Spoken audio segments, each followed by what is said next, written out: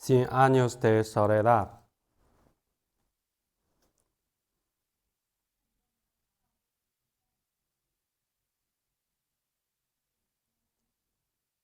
La verdad es que ni José Arcadio II hubiera podido sacar al coronel de su encierro. La invasión escolar había rebasado los límites de su paciencia. Con el pretexto de que el dormitorio nupcial estaba a merced de las borías a pesar de la destrucción de las apetitosas muñecas de medios, colocó una hamaca en el taller y entonces lo abandonó solamente para ir al patio a hacer sus necesidades. Úrsula no conseguía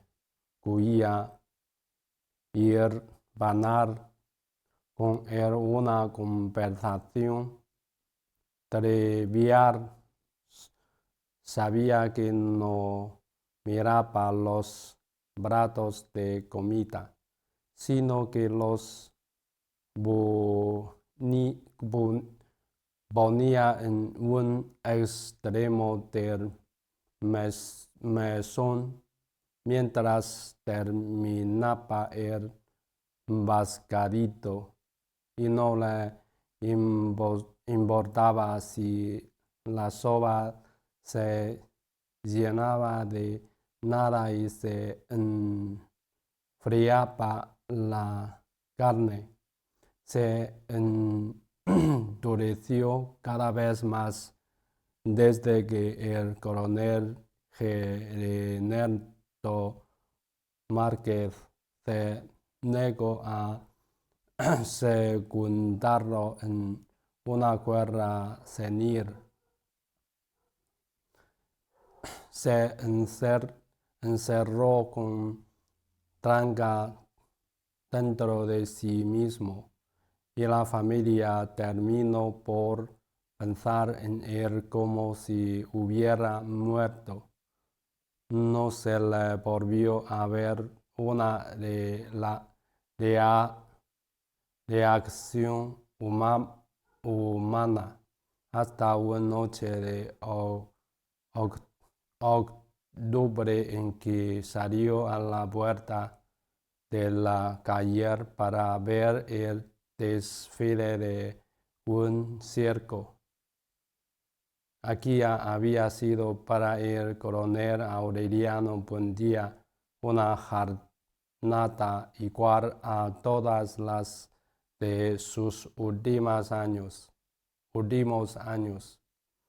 A las 5 de la madrugada lo despertó al alboroto de los sabos de los grillos en el exterior del muro. La llovizna persistía desde el sábado, y él no hubiera tenido necesidad de oír su minucioso cuchicheo en las hojas del jardín, porque de todos modos lo hubiera sentido en el frío de los huesos. Estaba, como siempre, arropado con la manta de lana y con los arcos calzoncillos de algodón croto que se seguía usando por comodidad, aunque la causa de su porvento anacronismo él mismo los llamaba calzoncillos de coto. Se puso los pantalones estrechos, pero no se creó las presillas ni se puso en el cuello de la camisa el botón de oro que usaba siempre, porque tenía el propósito de darse un baño. Luego se puso la manta en la cabeza como un capirote. Se peinó con los dedos el bigote chorreado y fue a orinar en el baldío. Faltaba tanto para que saliera el sol que José Arcadio Buendía dormitaba todavía bajo el cobertizo de ramas podridas por la llovizna. Él no lo vio, como no lo había visto nunca, ni oyó la frase incomprensible que le dirigió el espectro de su padre cuando despertó, sobresaltado por el chorro de orín caliente que le salpicaba los zapatos. Dejó el baño para más tarde, no por el frío y la humedad, sino por la niebla opresiva de octubre. De regreso al taller, percibió el olor de babiro de los fogones que estaba encendiendo Santa Sofía de la Piedad, y esperó en la cocina a que hirviera el café para llevarse su tazón sin azúcar. Santa Sofía de la Piedad le preguntó, como todas las mañanas, en qué día de la semana estaban, y él contestó que era martes 11 de octubre. Viendo a la imbabita mujer dorada por el resplandor del fuego, que ni en ese ni en ningún otro instante de su vida parecía existir por completo. Le cortó de pronto que un 11 de octubre, en plena guerra, lo despertó la certidumbre brutal de que la mujer con quien había dormido estaba muerta. Lo estaba, en realidad, y no olvidaba la fecha porque también ella le había preguntado una hora antes en qué día estaban.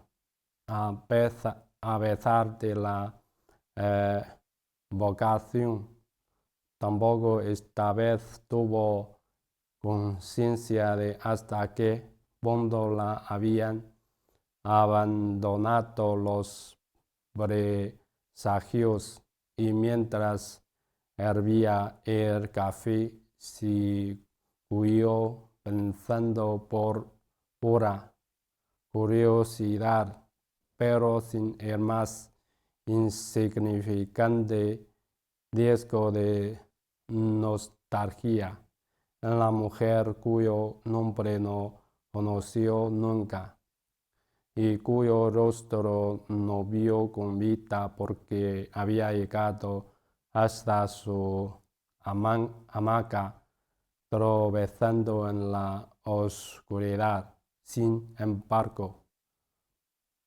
en el vacío de tantas mujeres como llegaron a su vida en igual forma, no recuerdo que fue ella la que en el delirio del primer encuentro estaba a punto de naufragar en sus previas lágrimas y apenas una hora antes de morir había jurado amarlo hasta la muerte. No volvió a pensar en ella ni en ninguna otra. Después de que entró al taller con la taza humeante y encendió la luz para encontrar los pescaditos de oro que guardaba en un tarro de lata. Había 17 desde que decidió no venderlos. Seguía fabricando 2 pescaditos al día y cuando compraba 25 volvía a fundirlo en el carrizal para empezar a hacerlos de nuevo. Trabajo toda la mañana, absorto, sin pensar en nada, sin darse cuenta de que a las 10 arreció la lluvia y quien pasó frente al taller gritando que cerraran las puertas para que no se inundara la casa, y sin darse cuenta ni siquiera de sí mismo hasta que Úrsula entró con el almuerzo, apagó la luz. «¿Qué lluvia?», dijo Úrsula. «Octubre», dijo él. Al decirlo, no levantó la vista del primer pescadito del día, porque estaba encasando los rubíes de los ojos. Solo cuando lo terminó y lo puso con los otros en el tarro, empezó a tomar la sopa. Luego se comió muy despacio ese pedazo de carne guisada con cebolla, el arroz blanco y las tajadas de plátano fritas, todo junto en el mismo plato. Su apetito no se alteraba ni en las mejores ni en las más duras circunstancias. Al término del almuerzo experimentó la sopra de la ociosidad, porque por una especie de subversión científica, nunca trabajaba, ni leía, ni se bañaba, ni hacía el amor antes de que transcurrieran 2 horas de digestión. Y era una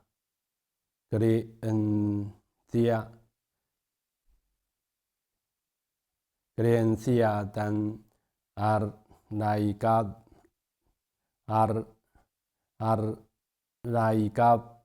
que varias veces le trazó operaciones de guerra para no someter la tropa a los riesgos de una congestión, de modo que se acostó en la hamaca, sacándose la cera de los oídos con un cortabromas, y a los pocos minutos se quedó dormido.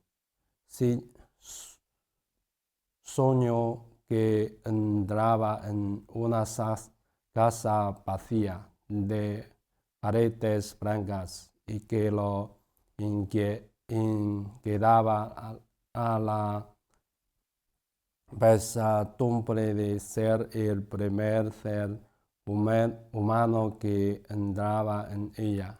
En el sueño de corto que había soñado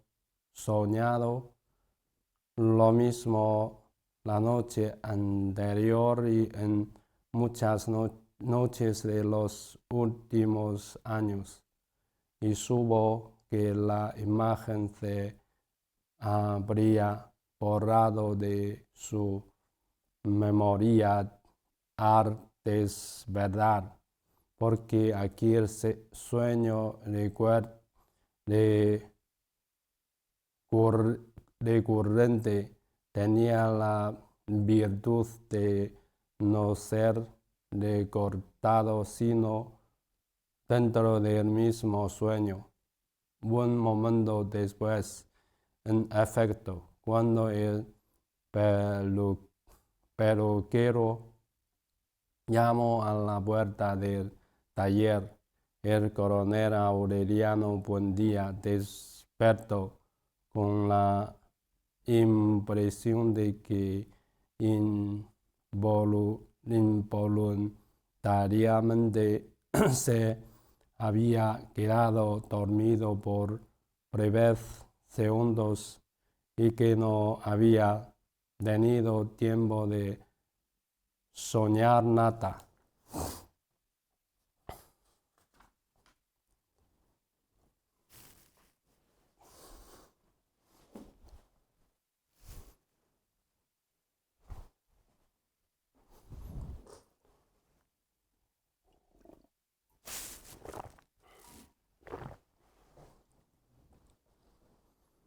Hoy no le dijo al peluquero,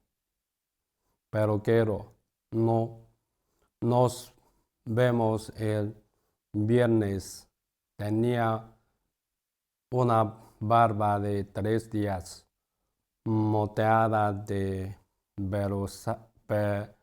pelusas blancas, pero no creía necesario afeitarse si el viernes se iba a cortar el pelo y podía hacerlo todo al mismo tiempo. El sudor pegajoso de la siesta indeseable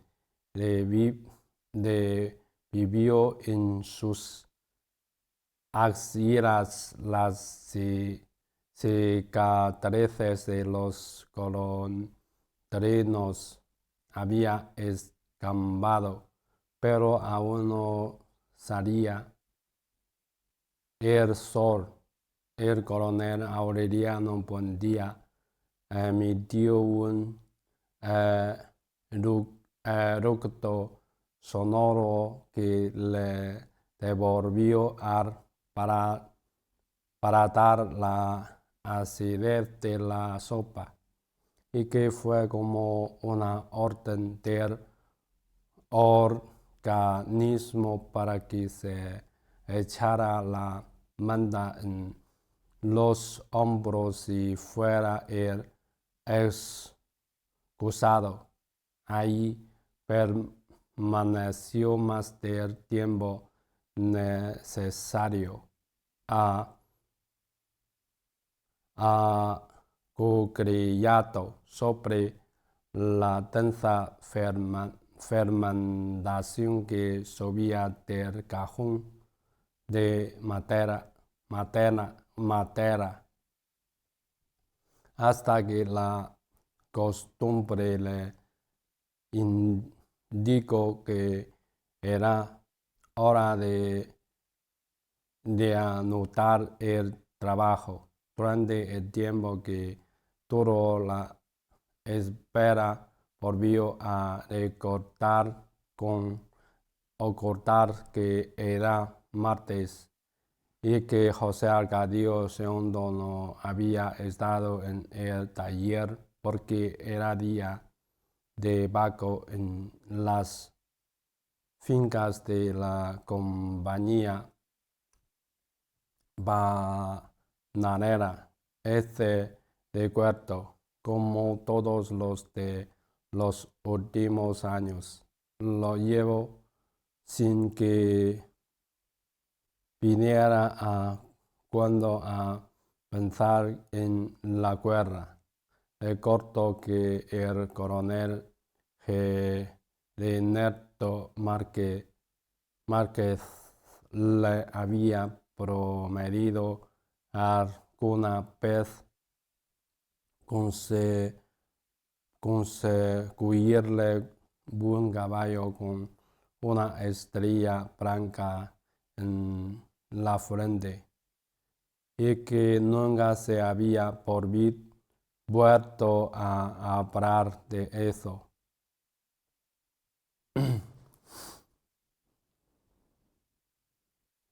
Luego Terebo hacía episodios diversos, pero los poco sin calificarlos, porque a fuerza de no poder pensar en otra cosa había aprendido a pensar en frío, para que los recuerdos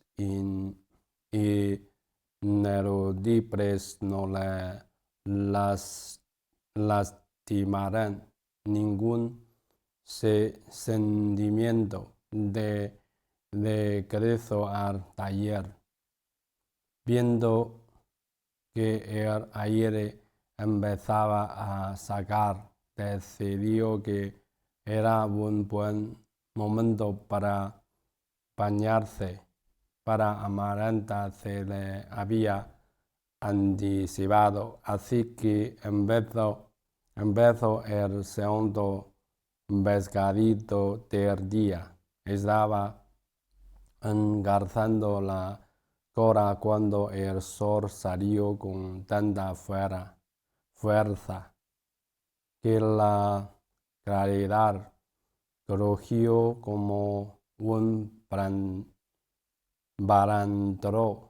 El aire lavado por la llovizna de 3 días se llenó de hormigas oradoras. Entonces cayó en la cuenta de que tenía deseos de orinar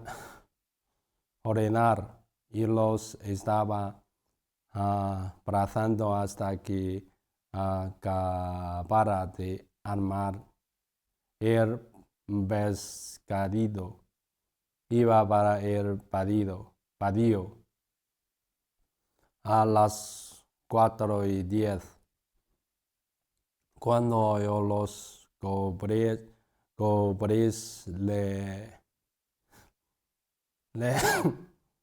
lejanos, los de tumbos del bombo y el júbilo de los niños, y por primera vez desde su juventud visto conscientemente una trampa de la nostalgia y vivió la prodigiosa tarde de gitanos en que su padre lo llevó a conocer el hielo.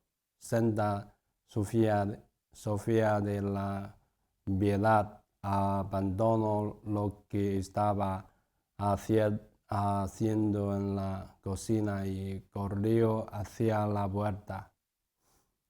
Es el circo, gritó, en vez de ir al Castaño. El coronel Aureliano Buendía fue también a la vuelta de la calle y se mezcló con los curiosos que contemplaban el desfile. Vio una mujer vestida de oro en el coco de un elefante. Vio un dromedario triste. Vio un oso vestido de grandeza que marcaba el compás de la música con un cucharón y una cacerola. Vio los payasos haciendo maromas en la cola del desfile y le vio otra vez la cara a su soledad miserable cuando todo acabó de pasar y no quedó sino el luminoso espacio en la calle y el aire lleno de hormigas voladoras y unos cuantos curiosos asomados al precipicio de la incertidumbre. Entonces fue al Castaño, pensando en el circo, y mientras ornaba trató de seguir pensando en el circo, pero ya no encontró el recuerdo. Metió la cabeza entre los hombres como un peito y se quedó inmóvil con la frente apoyada en el tronco del castaño. La familia no se enteró hasta el día siguiente, a las 11 de la mañana, cuando Santa Sofía de la Piedad fue a tirar la basura en el traspatio y le llamó la atención que estuvieran bajando los gallinazos